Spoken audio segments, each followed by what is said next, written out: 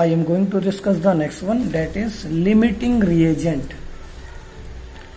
Limiting reagent के लिए मैं हमेशा जब भी मैं अपनी क्लास को पढ़ाता हूँ एक डेफिनेशन को ढूंढने का एक तरीका ढूंढता हूँ, और वो तरीका एक छोटे से वर्क से है। सपोज आपके घर में एक दीवार है और उस पर आपको अपने मनपसंद कलर से पेंट करना है। अब आपने ये डिमांड आपके घर वालों से रखी, उन्होंने आपको एक कलर दे दिया और कहा ओके डू इट, करिए आप अपने आप। तो आप मुझे बता दीजिए कि आप कब रुकेंगे। दो तरीके हैं रुकने में। पहला, यहाँ पे थकान की तो कोई बात है नहीं। पहला तरीका, फर्स्ट वर्क इज कंप्लीट, यानी ये दीवार आपकी फुल पेंट हो जाए तब आप रुक जाएंगे। दूसरा तरीका, दीवार रह गई, पेंट खत्म हो गया। इसका मतलब आपको वहाँ रुकने में दो फैक्टर वर्क करते हैं, या तो आपका प्रोडक्ट में से मतलब यानी जो आपको करना है वो पूरा हो गया, या जिससे कर रहे थे वो खत्म हो गया। तो ऐसे ही अगर हम इसी यहाँ से इस एग्जाम्पल को यहाँ से पिक करें और लिमिटिंग रिएजेंट की डेफिनेशन ढूंढें तो बहुत आसान है। एक्चुअली लिमिटिंग रिएजेंट बात कर रहा है लिमिटिंग रिएक्टेंट की, यानी ये रिएजेंट जिसे हम कह रहे हैं वो रिएक्टेंट में से ही कोई एक है। अब आप जानते हो, जैसे मैं कोई एक रिएक्शन कराऊँ, रिएक्शन है ये N2 + H2 गिव्स NH3। तो नाइट्रोजन हाइड्रोजन के साथ रिएक्शन करती है और क्या बनाती है, अमोनिया। ये अमोनिया तब तक बनेगी जब तक गिवन हाइड्रोजन के साथ रिएक्शन करते रहे। अगर हाइड्रोजन कम दी हुई है, लेस अमाउंट में है, तो रिएक्शन रुक जाएगी क्योंकि हाइड्रोजन खत्म हो गई, नाइट्रोजन बच जाएगी, रेस्ट अमाउंट पड़ा रहेगा। अगर नाइट्रोजन कम है तो भी रिएक्शन रुक जाएगी और हाइड्रोजन बच जाएगी क्योंकि नाइट्रोजन पहले से ही कंज्यूम हो चुकी है। अगर दोनों इक्वल अमाउंट में है तो अब इन दोनों में से कोई भी लिमिटिंग रिएजेंट नहीं है, क्योंकि दोनों के दोनों ही कन्वर्ट हो चुके हैं अमोनिया में। अब इस टॉपिक को बहुत ध्यान से पढ़ने से पहले आपको एक छोटा सा टॉपिक पढ़ना होता है जिसकी हम बात करते हैं केमिकल इक्वेशंस। तो केमिकल इक्वेशन सबको पता है। केमिकल इक्वेशन क्या होती है, suppose H2 + O2 gives H2, but it is not a balanced chemical equation. So always remember, balanced chemical equation gives you a large number of informations like that. Balance करो पहले, 2H2 + O2 gives 2H2। अब ये कहला रही है आपकी balanced chemical equations. हाँ, मुझे एक बात और बतानी है। एक्चुअली जब हम क्वेश्चन आंसर के राउंड में 4 to 6 टाइम पर ऑनलाइन रहते हैं तो मैंने वहाँ पे ऑब्जर्व किया है बहुत सारे बच्चे जिनके नाम मैं देखता हूँ, वहाँ आता है उनके नाम के आगे लिखा हुआ ऑनलाइन, और वो कई घंटे ऑनलाइन रहते हैं, लेकिन ना तो मैंने उनका कभी फिजिक्स वर्क, ना मैथ्स वर्क, ना केमिस्ट्री वर्क, ना बायो वर्क देखा आज तक। तो वो लोग या तो खुद को धोखा दे रहे हैं घर वालों को। और एक बात मैं आपको साफ कर दूँ, अगर आप इन क्लासेस को सीरियस नहीं ले रहे हैं तो ये आपकी गलतफहमी है। ये क्लासेस हो सकता है अगले 2-3 महीने ऐसे ही चले और उसमें बहुत बड़ा सिलेबस आपका कवर हो जाएगा। उसके बाद जब स्कूल खुलेंगे तो बस इतना हो सकता है, सिलेबस का एक फास्ट ट्रैक रिवीजन वो भी आपकी रिक्वेस्ट पे कराया जा सकता है। अदरवाइज पॉसिबल नहीं है कि आप सितंबर अगस्त में जाके स्कूल में जाएं और हम आपको फिर से फर्स्ट यूनिट पढ़ाएं, पॉसिबल नहीं है। तो आप खुद के साथ होने वाले किसी भी नुकसान के लिए सोलली खुद ही रेस्पॉन्सिबल हो। तो वो बच्चे, उनके नाम लेना मुझे अच्छा नहीं लग रहा, लेकिन वो बच्चे हैं, मैं उनके नाम आगे स्कूल को फॉरवर्ड कर दूंगा, जो रोज़ाना कई घंटे ऑनलाइन आते हैं लेकिन वो किसी सब्जेक्ट से उन्हें कोई मतलब नहीं है। तो ऐसे बच्चे ध्यान से सुन लें। ऑनलाइन आने के लिए अगर तुम यहाँ पर इस ग्रुप में ज्वाइन कर रहे हो और टाइम वेस्ट कर रहे हो तो बेकार है, इससे बढ़िया है मत आओ। कम से कम तुम्हारे पास एक बहाना होगा कि हमने क्लासेस ली नहीं। लेकिन अगर आप ऑनलाइन आके नहीं पढ़ रहे हो तो ये तुम्हारी बेवकूफ़ी है। चलो, ये एक बैलेंस केमिकल इक्वेशन है। बात करते हैं कितने तरह की इन्फॉर्मेशन देखती है। सबसे पहले बता रही है यहाँ पर ये 2 मोल, यानी कितने मोल हैं हाइड्रोजन के, 2 मोल, यानी कितने मोल से रिएक्ट कर रहे हैं, 1 मोल से, और कितने मोल प्रोड्यूस कर रहे हैं, 2 मोल। यानी सबसे पहले इसने हमें क्या दिया है, मोल रेशो। क्या दिया है, मोल रेशो दे दिया। सबसे पहले क्या दे दिया इसने, मोल रेशो। उसके बाद अगर हम बात करें मोलिकुलर रेशो पर, तो आपको पता है 2 मोल का मतलब है 2 × 6 × 10⁻23 मोलिक्यूल्स, यानी हाइड्रोजन के इतने मॉलिक्यूल्स हैं जो ऑक्सीजन के केवल 6 × 10⁻23 से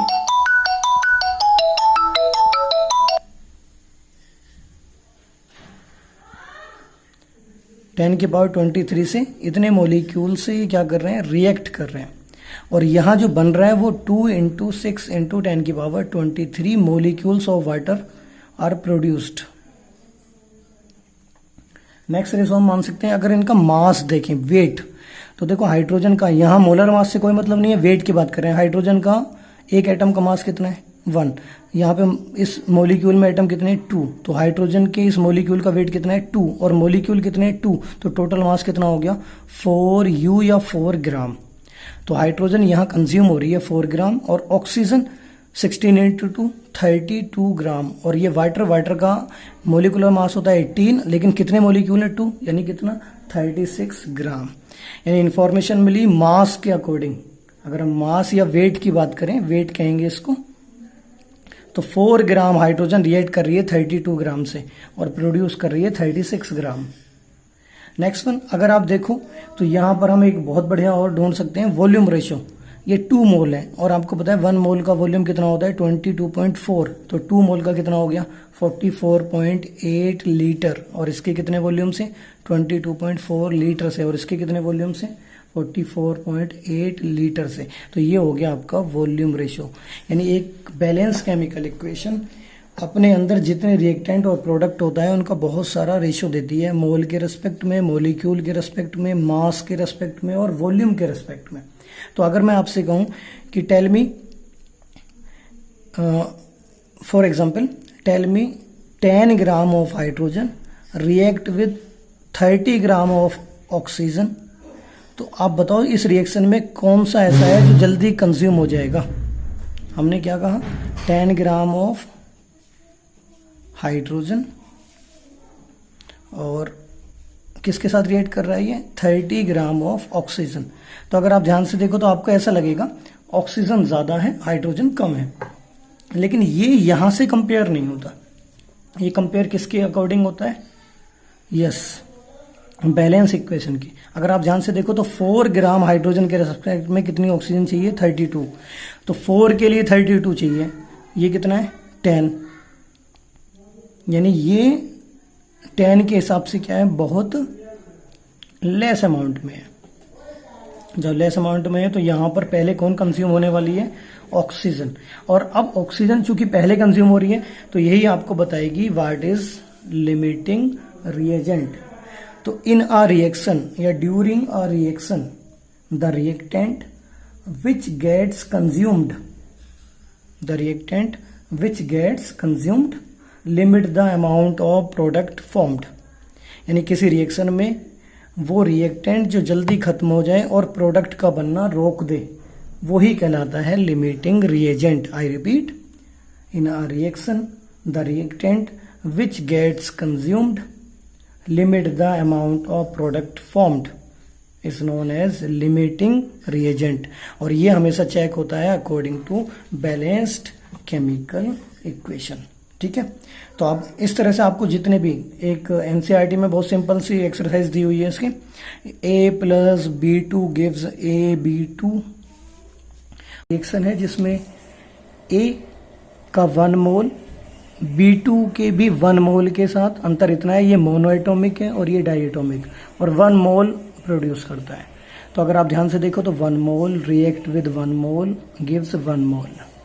अगर हम नंबर ऑफ एटम्स के हिसाब से बात करें तो 1 एटम रिएक्ट विद 1 मोलिक्यूल, और ये क्या बनाता है आपका 1 मोलिक्यूल। अगर हम इसे और देखें तो 1 एटम के रेस्पेक्ट में ये कितने एटम यूज हो रहे हैं, 2 एटम्स। वो बात अलग है, 2 एटम यहाँ पे 1 मोलिक्यूल के रूप में, मोलिक्यूल के रूप में यूज हो रहे हैं। ठीक है, अब क्वेश्चन कैसे पूछा गया है इसमें उसे देखते हैं। उसने कहा if 300 atoms of A react with 200 molecules of B, यानी फर्स्ट पार्ट में 300 एटम ए के दिए हैं और 200 मोलिक्यूल बी के दिए हैं। तो आप ध्यान से देखो, हमें चाहिए रेशो एटम वाला और मोलिक्यूल वाला। एटम मोलिक्यूल ये है, 1 के रेस्पेक्ट में 1 चाहिए, तो 300 के रेस्पेक्ट में कितने चाहिए, 300, और ये कितने हैं, 200। ये कम है या ज्यादा है अकॉर्डिंग टू बैलेंस रिएक्शन, ये है कम, तो ये क्या हो गया आपका लिमिटिंग रिएजेंट। ओके, सेकंड पे जाते हैं। सेकंड है 2 mole of A react with 3 mole of B. जब उसने मोल कह दिया तो अब नंबर ऑफ एटम मोलिक्यूल खत्म। यहाँ देखो ये मोल 1 के साथ 1 तो 2 के साथ 2, अब ये 2 के साथ 2 चाहिए है कितने 3, ये कैसा है एक्सेस में, तो ये क्या हो गया लिमिटिंग रिएजेंट। नेक्स्ट क्वेश्चन देखो इसका third part, 100 atom of A, 100 atom of A plus 100 molecule of B. बिल्कुल सही है। अब ये एटम और मोलिक्यूल का रेशियो है, आपको पता है 1 के रेस्पेक्ट में 1 मोलिक्यूल चाहिए, पूरा मोलिक्यूल कितना चाहिए 1, तो बस दोनों सेम अमाउंट में है। जब सेम है तो यहाँ पर नन, कोई भी लिमिटिंग नहीं है, दोनों इक्वल अमाउंट में है। नेक्स्ट वन वो मैं अपनी तरफ से कर देता हूँ, चलो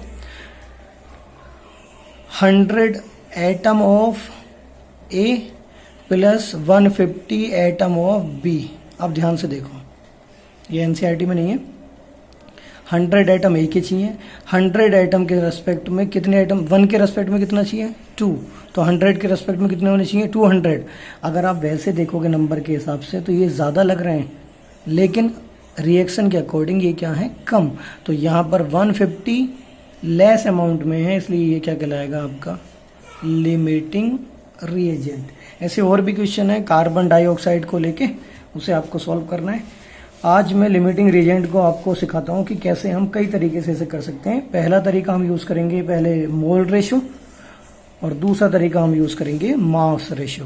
तो सबसे पहले हम एक क्वेश्चन लेते हैं, वो शायद एनसीईआरटी में है। उसने कहा है 50 किलोग्राम ऑफ नाइट्रोजन। ध्यान से समझो, मैं इसे हटा देता हूँ, ये देखो यस 50, इसे भी हटा देता हूँ। Okay,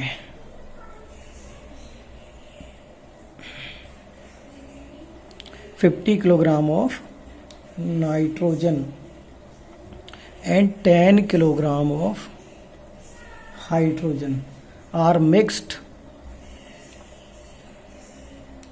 to produce NH3 ammonia। और इसमें 2 पार्ट दिए हैं, calculate the amount of NH3 formed, यानी जितनी अमोनिया बनी उसका अमाउंट निकालना है।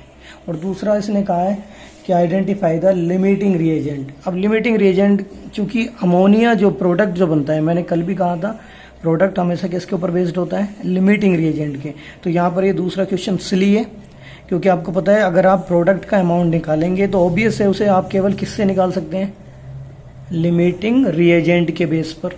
तो अपने आप ही जिसे प्रोडक्ट का अमाउंट निकालना है उसे लिमिटिंग रिएजेंट तो देखना ही पड़ेगा। तो सेकंड क्वेश्चन का यहाँ कोई मतलब नहीं है कि identify the limiting reagent in the reaction, पक्का वहाँ पे कोई ना कोई लिमिटिंग रिएजेंट होगा जिसके ऊपर ही ये अमोनिया का प्रोडक्शन बेस्ड होगा। अब सबसे पहले ऐसे क्वेश्चन को करने के लिए मैं दोनों मेथड बराबर में करूँगा। यहाँ पर क्या बोला था पहले मैंने मोल रेशो, चलो मोल रेशो, और यहाँ हम करेंगे इसे मास रेशो से। मुझे जो लगता है, मुझे मास रेशो थोड़ा इजी लगता है क्योंकि उसमें कैलकुलेशन एक बार होती है।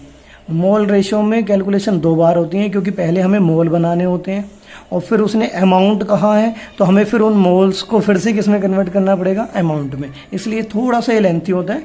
लेकिन आप किसी एक मेथड को ही अडॉप्ट करना, आप इन दोनों में से किसी एक मेथड को ही अडॉप्ट करना, चाहे आप मोल को करना चाहे मास को। दोनों को करोगे तो कंफ्यूज हो जाओगे, पेपर में गलत करोगे। एक से करोगे तो एग्जैक्टली हर बार एक से ही करो, बात खत्म है, दूसरे के बारे में सोचे मत, आप एक ही में परफेक्शन लाओ। ठीक है, करते हैं इसको। सबसे पहले क्या लिखेंगे हम reaction, N2 plus H2 gives NH3। Balance reaction चाहिए तो N2 plus 3H2 gives 2NH3।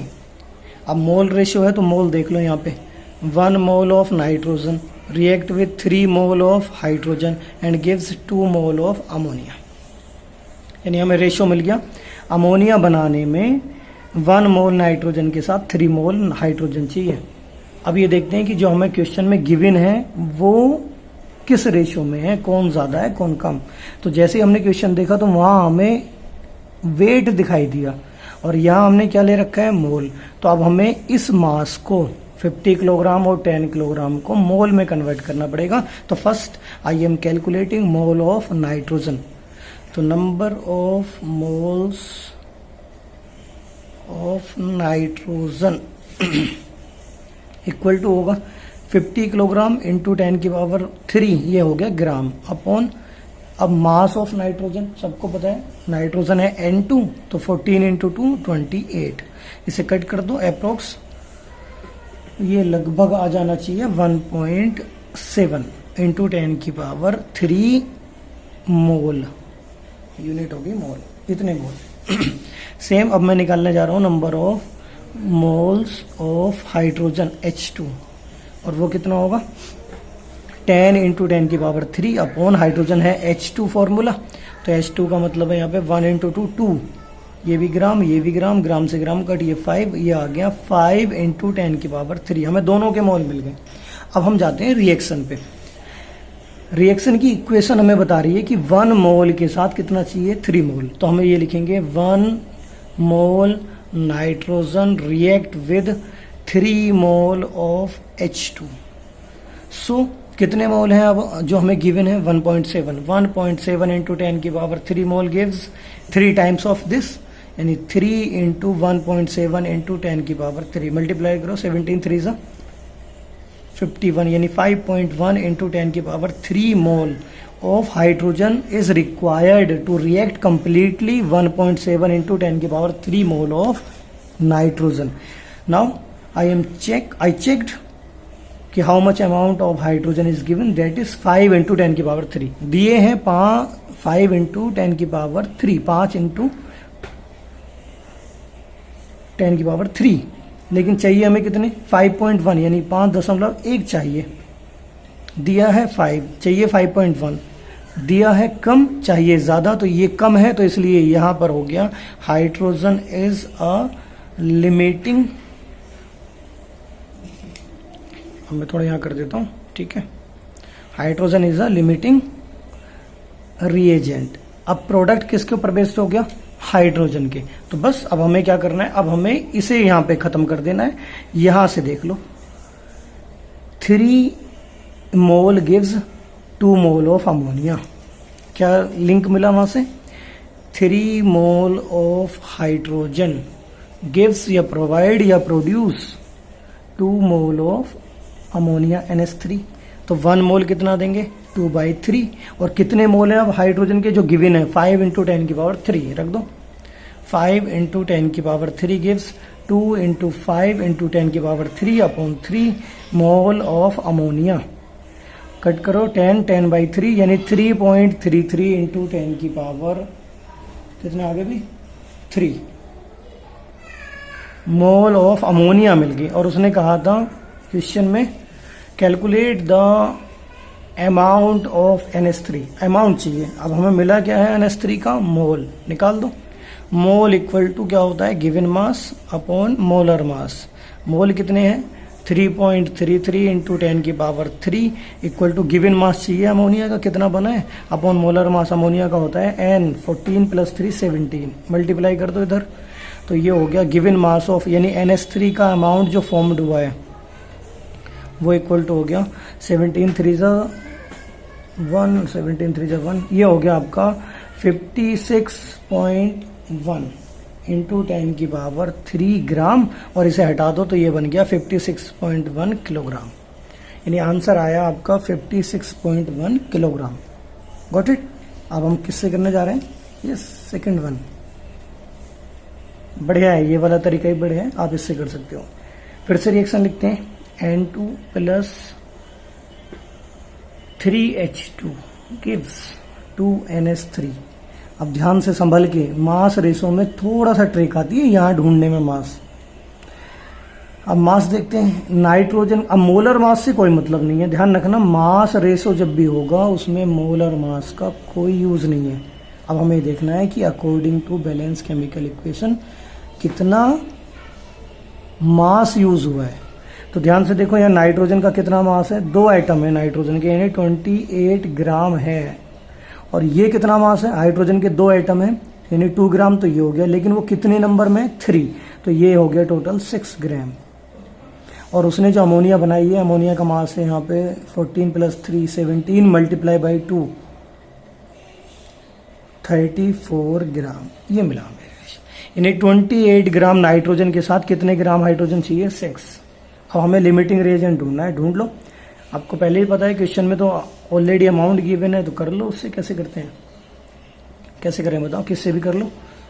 28 gram nitrogen reacts with 6 gram of hydrogen, तो 1 ग्राम रिएक्ट विद 6/28।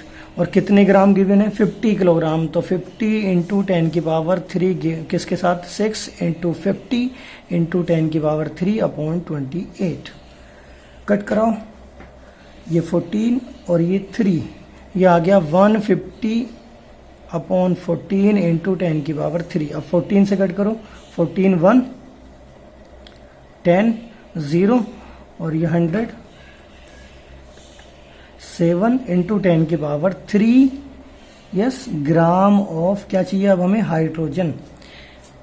फिर से मिल गया, यानी 50 के साथ हमें कितनी हाइड्रोजन चाहिए, 10.7 × 10⁻³।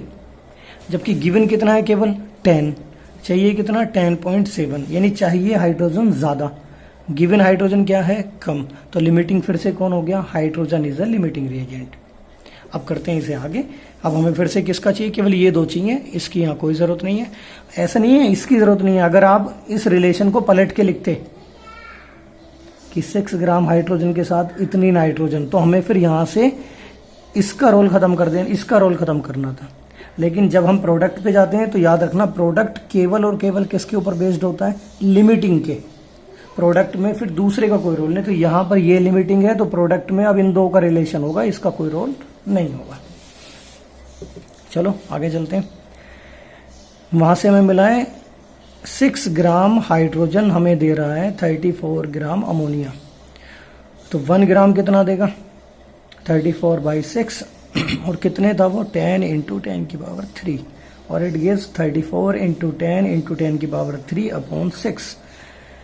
कट करो, ये 3 और ये आ गया 17, 170 × 10⁻³ कट करो, 3 से 5 टाइम 15 20 6 टाइम कितना बचा,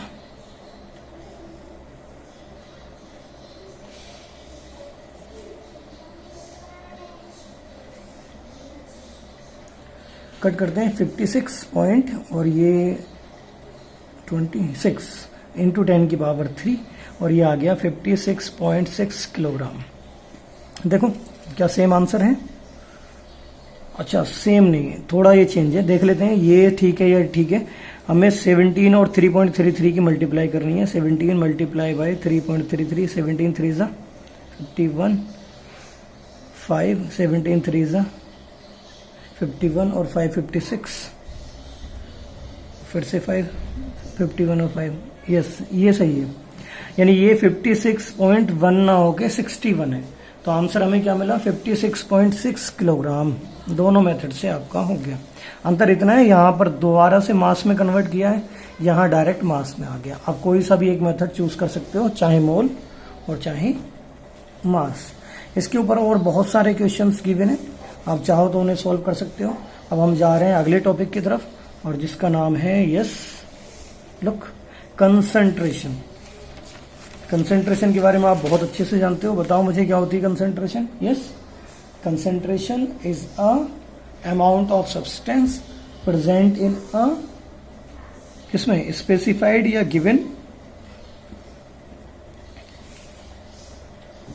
volume of solvent is called concentration. यानी ये सोल्यूट का अमाउंट है, सॉल्वेंट के फिक्स्ड अमाउंट में पड़ा होता है और कंसंट्रेशन कहलाता है। बहुत सारी टर्म्स थी, mass percentage, ppm concentration, mole fraction, molarity, molality, और मोलैरिटी इक्वेशन। मैं एक बार फिर से उसे समराइज करने के लिए फॉर्मूले लिख देता हूँ। सबसे पहले आता है मास परसेंटेज, 3 तरह की है। सबसे पहले W/W इक्वल टू क्या आता है बताओ, mass of 1 WB into 100 upon total mass. Total mass क्या होगा, WA प्लस WB, ये हो गया। अगर हम कहें V/V तो ये क्या होगा, पहले एक का वॉल्यूम, किसका वॉल्यूम बताओ जल्दी से, यस वॉल्यूम ऑफ सोल्यूट का वॉल्यूम, VB कह सकते हैं उसे, इंटू 100 अपॉन दोनों का वॉल्यूम, तो यहाँ हम वॉल्यूम कह सकते हैं किसका, सॉल्यूशन का। थर्ड वन आता है W/V और ये हो जाता है आपका, सबसे पहले W/V परसेंटेज में आएगा मास ऑफ, जिसका भी निकाल रहे हैं, मास ऑफ सब्सटेंस। अगर हमने यहाँ निकाल लिया किसके लिए, सपोज A के लिए, तो mass of A upon volume, और ये वॉल्यूम जो आएगा इस बार